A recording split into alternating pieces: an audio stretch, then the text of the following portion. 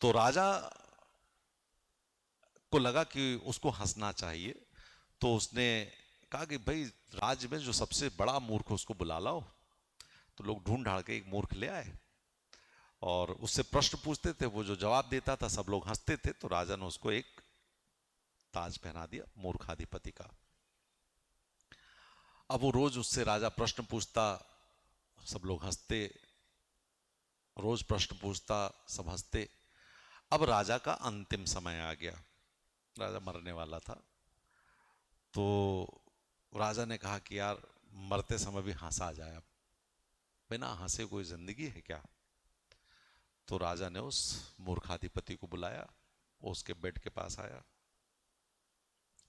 उसने कहा देखो ऐसा है, आज तुम प्रश्न पूछो जवाब मैं दूंगा। तो अब उसने प्रश्न पूछा, बोले आपकी उपलब्धियां क्या हैं।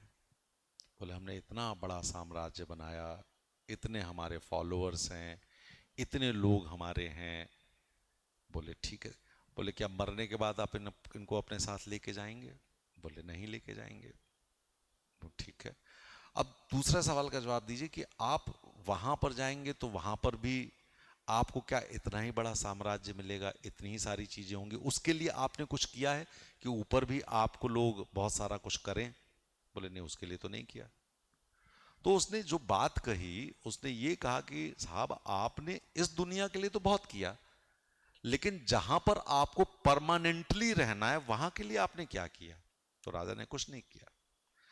तो उस मूर्खाधिपति ने अपना ताज उठा करके राजा को पहना दिया। बोले अब आप समझिए कि आप कौन हैं। ये कहानी बहुत सरल है, लेकिन समझना, हम लोग अपनी इस जिंदगी के लिए, मैं इस जिंदगी का मतलब वो जिंदगी की बात नहीं कर रहा हूं, हम इस जिंदगी में बहुत सेल्फ सेंटर्ड होते हैं, सेल्फिश होते हैं, दूसरों के बारे में नहीं सोचते हैं। लेकिन आप सोचो कि यदि आप दूसरों के बारे में सोचते हो तो कितने सारे लोग आपके बारे में सोचने के लिए होंगे, क्योंकि एक समय तो आएगा ना जब आप कमजोर होंगे, बीमार होंगे, बूढ़े होंगे, तो आपको कौन सोचेगा। तो आप अभी यदि अच्छा करोगे तो आगे चल करके आपकी जिंदगी भी बहुत अच्छी जाएगी। एक और छोटी सी कहानी है, उस कहानी को भी सुन लो। अब सुन ही रहे हो तो एक कहानी और सुना देता हूं। एक भिखारी था, वो रोज भीख मांगने जाता था। तो वो क्या करता था, अपनी झोली में जब घर से निकलता था तो एक मुट्ठी चावल डाल देता था अपने। उसके पीछे उसका प्रयोजन भी था। प्रयोजन ये था कि लोग जब उसको देखेंगे तो ये सोचेंगे कि हम ही अकेले नहीं है जो उसको भीख दे रहे हैं, औरों ने भी इसको दिया हुआ है, ये हमको बेवकूफ नहीं बना रहा है। कुछ लोग ये सोचते थे सिद्ध पुरुष होगा तभी तो इसको लोग भीख दे रहे हैं, भिक्षा दे रहे हैं, तो उसको भिक्षा मिलती थी। तो दो साइकोलॉजिकल फैक्टर है, एक कि लोग इसको भीख दे रहे हैं, भिक्षा दे रहे हैं, इसका मतलब कुछ ना कुछ तो कारण होगा तभी तो इसको भिक्षा दे रहे हैं। और दूसरा ये कि वो सिद्ध पुरुष होगा तभी दे रहे हैं। तो वो भिक्षा लेकर के अपना रात में आता था, सो जाता था खाना वाना खा करके पत्नी के साथ, ये रहता था। वो हमेशा से ये सोचता था कि कभी राजा के दरबार में जाकर के मौका मिले तो वो राजा के दरबार में जाकर के भिक्षा मांग ले।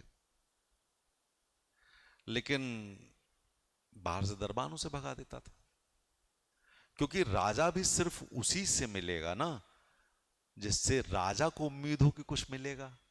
किसी को देना हो तो राजा क्यों देगा। तो राजा भी मिलने की उम्मीद में काम करता है, देने की उम्मीद में काम नहीं करता, वो किसी से नहीं मिलता है। तो एक दिन वो अपने घर से निकला भिखारी, वही झोले में एक मुट्ठी चावल डाल करके, तो देखा सामने से राजा का रथ चला आ रहा है। उसने कहा हाँ आज तो भाग्य खुल गए, आज तो राजा से मांग ही लूंगा, क्योंकि आज ना तो दरबान रोकेगा ना कुछ रोकेगा, आमने सामने मिल रहे हैं, हम उसके सामने झोली फैला के खड़े हो जाएंगे और ले लेंगे। तो राजा ने जैसे ही उस भिक्षुक को देखा, उस भिखारी को देखा, तो राजा ने रथ रुटवाया और कूद करके भिखारी के सामने पहुंच गया और अपनी झोली खोल दी। कि कुछ भिक्षा दे दो मुझे, जो भी हो वो दे दो मुझे। अब भिखारी ये सोचता रहा, ये इतना बड़ा राजा मुझे भिक्षा मांग रहा, मैं क्या करूं? तो अपने झोली में हाथ डालता और छोड़ देता, झोली में हाथ डालता और छोड़ देता। क्योंकि कभी देने का उसने सोचा ही नहीं था, कभी किसी को दिया तो कुछ था नहीं उसने, तो देने की ना तो हिम्मत थी ना इच्छा थी, कुछ दे भी नहीं पा रहा था वो। लेकिन राजा खड़ा रहा कि मुझे दे दो। भिखारी ने कहा, बड़ा मन उसने बनाया अपना, बहुत जबरदस्त मन बनाया, और झोली के अंदर हाथ डाला, उसने चावल का एक दाना निकाला और राजा की झोली में डाल दिया उसने।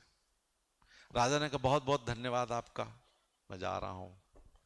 अब ये बड़ा परेशान कि यार एक दाना कम हो गया, बताओ तो, एक दाना कम हो गया। दिन भर उसने भिक्षा मांगी, जितनी उसको भिक्षा मिलती थी उससे ज्यादा उसको मिला, पूरी झोली भर गई।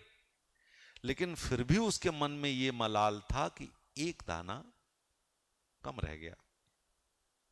वापस आया, पत्नी देख के बोली, भाई आज तुम दुखी क्यों दिख रहे हो? आज तो रोज से ज्यादा तुम्हारे पास भिक्षा है, फिर भी तुम दुखी हो, कारण क्या है? बोले एक दाना कम रह गया। उसने कहानी सुनाई वो, कैसा ऐसा हुआ था। फिर उसने अपनी झोली में जो जितना चावल उसको मिला था उसने पलट दिया। उसने ये देखा कि उसमें एक दाना जो है वो सोने का है, बाकी सब चावल है। उसने कहा, हाय रे कितनी गलती, क्यों ना मैंने अपने पूरी झोली उसको दे दी, क्यों नहीं मैंने सब कुछ उसको दे दिया। दे दिया होता तो आज मेरी पूरी झोली सिर्फ सोने के चावलों से भरी होती। कहानी यही है कि हम लेना जानते हैं, देना नहीं जानते हैं।